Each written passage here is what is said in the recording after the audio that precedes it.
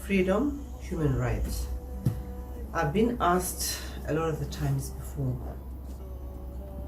where does freedom start? And I strongly believe freedom starts in our head. And that's the greatest freedom any person can give themselves, the freedom of the mind. A lot of laws can be made, statutes can be passed to declare a people free, but if they're not free if they're not mentally free, then they're not free. So it has got to start by people recognizing that we don't need laws to feel free as a people. Maybe yes, certainly in countries like our country where there was apartheid, you were not free. We do not have freedom of movement, but that did not mean that we were not free as a people. We were restricted in our freedom. And freedom also does dovetail into the issue of human rights. And I strongly believe that central to the issue of human rights is gender rights.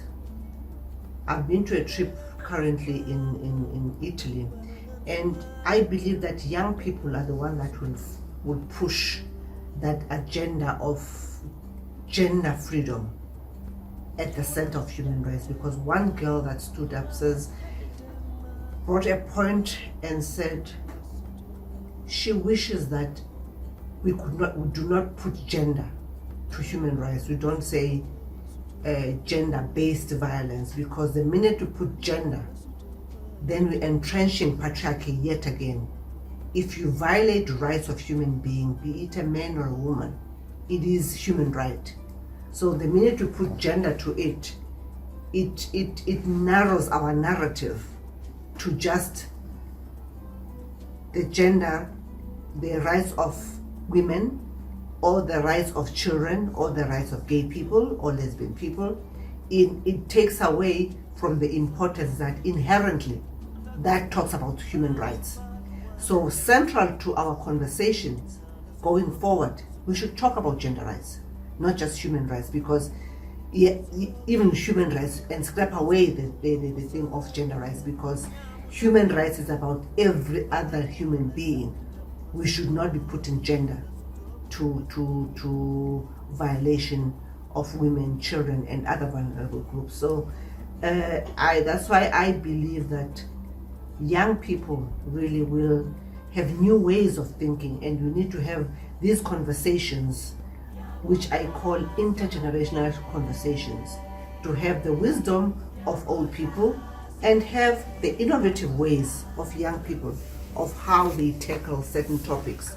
Young people have a fresh mind of looking at things, whereas as the older generation, when you get to a certain age, you become stuck in your ways and you do not want to entertain things that may perhaps question or threaten your way of thinking, which is why it's important for us to talk about the issue of having intergenerational conversations.